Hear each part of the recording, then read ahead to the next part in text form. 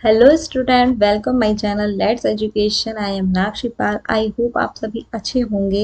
So student, आज की जो क्लास है वो है आपकी 8 अगस्त सन 2022 करंट अफेयर्स की। 8 अगस्त के जितने भी इंपॉर्टेंट क्वेश्चन है आज हम इस क्लास में डिस्कस करने वाले हैं। ये क्लास आपकी सभी एग्जाम के लिए बहुत ही ज़्यादा बेनिफिशियल है, चाहे आपका कोई सा भी कॉम्पिटिटिव एग्जाम हो। और आपका चाहे वो यूपीएससी पैट का एग्जाम हो या फिर सुपर टेट का एग्जाम हो या फिर आपको कोई सा भी कॉम्पिटेटिव एग्जाम हो, उसके लिए यह क्लास आपकी बहुत ही ज़्यादा बेनिफिशियल है। इस क्लास की पीडीएफ आपको डिस्क्रिप्शन में मिल जाएगा, उसका लिंक, और लिंक आपको मेरे टेलीग्राम ग्रुप पर भी मिल जाएगा। तो ज़्यादा से ज़्यादा ये कीजिए कि आप टेलीग्राम ग्रुप को ज्वाइन की कर लीजिए। वहाँ पर आपको सारी क्लासेस मिल जाएंगी जो पहले करा दी गई हैं, वो क्लासेस प्लस आपको जो इस क्लास का पीडीएफ है वो भी आपको मिल जाएगा। ठीक है। और जो मैंने आपको बताया कि टेलीग्राम ग्रुप का जो लिंक है वो भी आपको वहाँ पर डिस्क्रिप्शन में मिल जाएगा। तो आज की क्लास स्टूडेंट स्टार्ट करते हैं। तो आज की क्लास का जो फर्स्ट क्वेश्चन है वो है आपका, नाइजर का स्वतंत्रता दिवस कब मनाया गया है। क्या है क्वेश्चन? क्या जो नाइजर देश है उसका स्वतंत्रता दिवस कब मनाया गया है? तो कब मनाया गया है, आपके आगे चार ऑप्शन रखे गए हैं। सबसे फर्स्ट क्वेश्चन आपका जो ऑप्शन है वो 1 अगस्त, बी है आपका 3 अगस्त, सी है आपका 4 अगस्त, या आपका डी है आपका 5 अगस्त। तो आपका जो राइट आंसर है वो है आपका 3 अगस्त, यानी कि जो 3 अगस्त है उसको आपका नाइजर का स्वतंत्रता दिवस मनाया गया है। ठीक है। अब बात कर लेते हैं नाइजर की। तो जो नाइजर है वो 3 अगस्त 1960 को फ्रांस से अलग हो गया था, यानी कि उसे फ्रांस से आज़ादी मिल गई थी, और तब से ही इसका स्वतंत्रता दिवस मनाया जा रहा है। नाइजर जो है वो अफ्रीका महाद्वीप का सबसे ज़्यादा आबादी वाला देश है। ठीक है। अब बात कर लेते हैं आपके नेक्स्ट क्वेश्चन की। नेक्स्ट क्वेश्चन है आपका कि हिरोशिमा दिवस कब मनाया जाता है। क्या है कि हिरोशिमा दिवस कब मनाया जाता है? तो हिरोशिमा दिवस कब मनाया जाता है, आपके आगे तीन ऑप्शन रखे गए हैं। फर्स्ट है आपका 7 अगस्त, बी है आपका 6 अगस्त, और सी है आपका 5 अगस्त। तो आपका जो राइट आंसर है वो है आपका 6 अगस्त, यानी कि जो 6 अगस्त है उसको आपका हिरोशिमा दिवस मनाया जाता है। अब बात कर लेते हैं हिरोशिमा दिवस क्यों मनाया जाता है। तो आपका 1945 को अमेरिका के द्वारा जापान के हिरोशिमा शहर में सबसे पहला परमाणु बम को गिराया गया था। ठीक है। और उसके 3 दिन बाद ही यहाँ पर एक और परमाणु बम गिराया गया था। वो कहाँ गिराया गया था? जापान के नागिसाका शहर में उसको गिराया गया था। ठीक है। तब से ही ये दिवस मनाया जाता है। अब मैं आपको बता देती हूँ जो परमाणु बम गिराए गए थे उनके नाम क्या क्या थे। तो उनके नाम थे लिटिल बॉय, और दूसरे वाले का नाम था फैट मैन। और इन्हीं दोनों परमाणु बम की वजह से वहां पर पूरे देश, मतलब जो वो शहर था पूरा ही तबाह हो गया था। ठीक है। अब बात कर लेते हैं आपके नेक्स्ट क्वेश्चन की। नेक्स्ट क्वेश्चन की ओर बढ़ते हैं। तो आपका नेक्स्ट क्वेश्चन है थर्ड। इसमें पूछा गया है कि किस ज्वेलरी कंपनी ने 48वें जेम एंड ज्वेलरी अवार्ड सन 2021 के रोल सेट global retailer of the year पुरस्कार किसने अपने नाम किया है। ठीक है। ये पूछा गया कि किस ज्वेलरी कंपनी ने 48वें जेम एंड ज्वेलरी अवार्ड सन 2021 के रोल सेट global retailer of the year पुरस्कार अपने नाम किया है। तो चार ऑप्शन आपके सामने रखे गए हैं। फर्स्ट है एस की ज्वेलरी, सेकेंड है आपका Malabar gold and diamond, third है आपका तनिष्क ज्वेलरी, और फोर्थ है आपका कल्याण ज्वेलरी। तो आपका जो राइट आंसर है वो है आपका मालाबार गोल्ड एंड डायमंड, यानी कि सेकंड ऑप्शन आपका राइट आंसर है। ठीक है। मालाबार गोल्ड ने इस पुरस्कार को अपने नाम किया गया है, और ये ज्वेलरी के उद्योग में सबसे ज्यादा बेस्ट अवार्ड माना जाता है। ठीक है। ये अवार्ड जो है वो 1973 से स्टार्ट हुआ था, और अभी तक इसको क्या है, दिया जा रहा है। ठीक है। अब मैं बता दूं, जो मालाबार गोल्ड एंड डायमंड के निदेशक यानी कि यहाँ के चेयरपर्सन है वो है पी अब्दुल सलाम, जिसको ये अवार्ड से नवाजा गया है। ठीक है। अब बात कर लेते हैं आपके नेक्स्ट क्वेश्चन की ओर बढ़ते हैं। तो नेक्स्ट क्वेश्चन है आपका कि नेक्स्ट क्वेश्चन है आपका फोर्थ। फोर्थ में आपसे पूछा गया है कि उपराष्ट्रपति का चुनाव किसने जीता है, यानी कि जो 6 अगस्त में अभी उपराष्ट्रपति का चुनाव हुआ था वो किसने जीता है। तो किसने जीता है, आपके सामने 4 ऑप्शन रखे गए हैं, मार्गरेट अल्वा, जगदीप धनखड़ और थर्ड है आपका वेंकैया नायडू या जेपी नाडा। तो आपका जो राइट आंसर है वो है जगदीप धनखड़। जगदीप धनखड़ ने उपराष्ट्रपति चुनाव को जीत लिया है। हमारे यानी कि जो उपराष्ट्रपति हैं इस टाइम पे, या पूर्व कह सकते हैं, वेंकैया नायडू का 10 अगस्त को जो है 5 साल का कार्यकाल पूरा हो जाएगा। और जगदीप धनखड़ जो हैं वो हमारे यहाँ के उपराष्ट्रपति जो वो 14वें नंबर के उपराष्ट्रपति बनेंगे। ठीक है, और इसके साथ ही साथ मैं आपको बता देती हूँ जो जगदीप धनखड़ है वो पश्चिम बंगाल के इस टाइम पर क्या है, गवर्नर है। ठीक है, अब मैं बता देती हूँ जगदीप धनखड़ कौन है। तो ये है जगदीप धनखड़ जो हमारे देश के 14वें नंबर के क्या होंगे, अब उपराष्ट्रपति होंगे। ठीक है, अब बढ़ते हैं अपने नेक्स्ट क्वेश्चन की ओर। तो नेक्स्ट क्वेश्चन है आपका फिफ्थ, और फिफ्थ में आपसे क्या पूछा गया है, फिफ्थ में आपसे पूछा गया है कि किस पूर्व भारतीय बल्लेबाज को बेल्स से डॉक्टरेट की उपाधि देकर सम्मानित किया गया है, यानी कि वो कौन से पूर्व भारतीय बल्लेबाज हैं जिसको बेल्स यूनिवर्सिटी से डॉक्टरेट की उपाधि देकर सम्मानित किया गया है। ठीक है, आपके सामने 4 ऑप्शंस रखे गए हैं।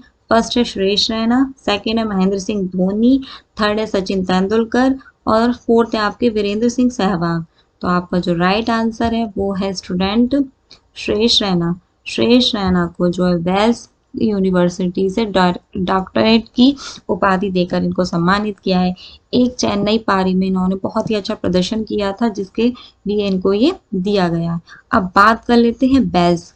तो बेल्स की फुल फॉर्म क्या होती है, तो जो बेल्स की फुल फॉर्म है वो है आपकी Bells Institute of Science Technology and Advance Studies. क्या है, Bells Institute of Science Technology and Advance Studies. ये एक यूनिवर्सिटी है जिसके द्वारा इनको सम्मानित किया गया है। ठीक है, अब बात कर लेते हैं अपने नेक्स्ट क्वेश्चन की। तो नेक्स्ट क्वेश्चन है आपका कि इसरो ने किस आजादी सैट उपग्रह को प्रक्षेपित किया है। क्या है क्वेश्चन, इसरो ने किस आजादी सैट उपग्रह को प्रक्षेपित किया है।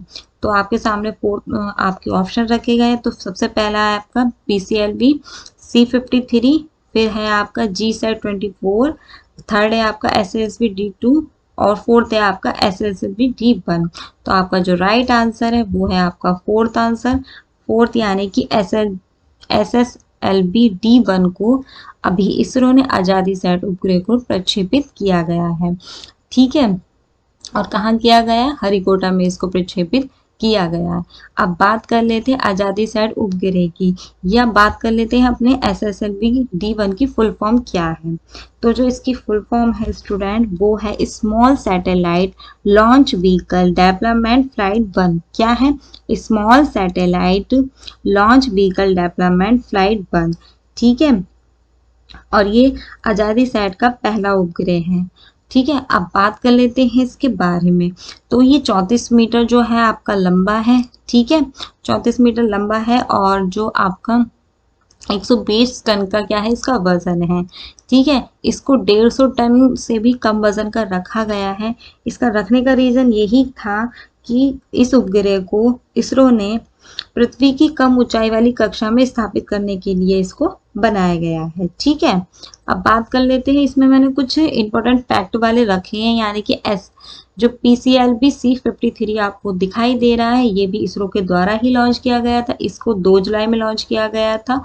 और जो यह है GSAT 24 इसको 23 जून को लॉन्च किया गया था, वो भी इसरो के द्वारा ही किया गया था। ठीक है, अब बात कर लेते हैं इसरो की। इसरो क्या है, ठीक है, तो इसरो की जो फुल फॉर्म है वो है आपकी इंटरनेशनल स्पेस रिसर्च ऑर्गेनाइजेशन। ठीक है, इसकी स्थापना कब हुई थी स्टूडेंट, तो इसकी स्थापना हुई थी 1969 में हुई थी। इसका हेडक्वार्टर कहाँ पर है, बेंगलुरु में है।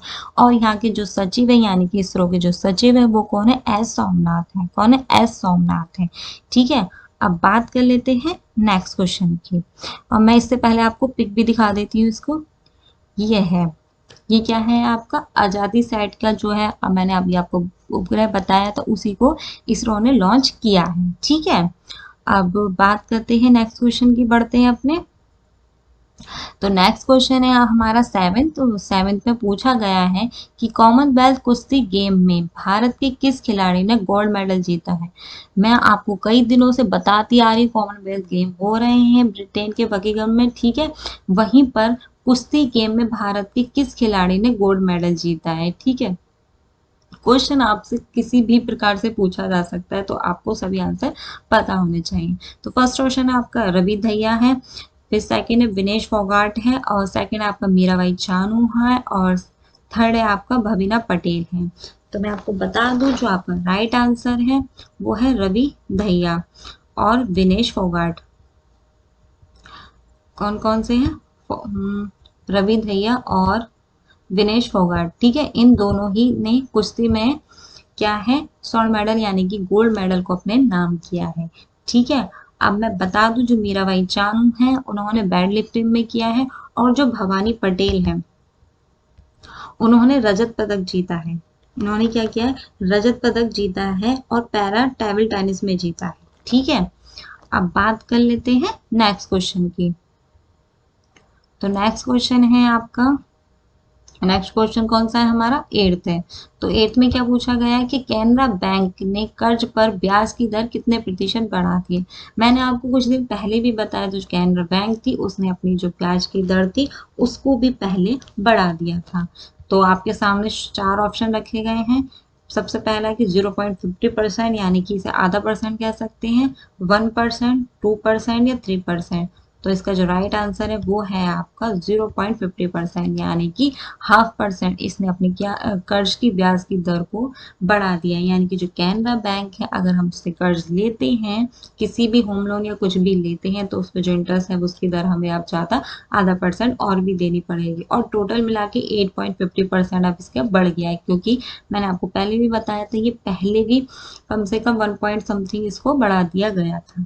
ठीक है, अब बात कर लेते हैं कैनरा बैंक की। तो कैनरा बैंक क्या है, मतलब कि कैनरा बैंक की स्थापना कब हुई थी।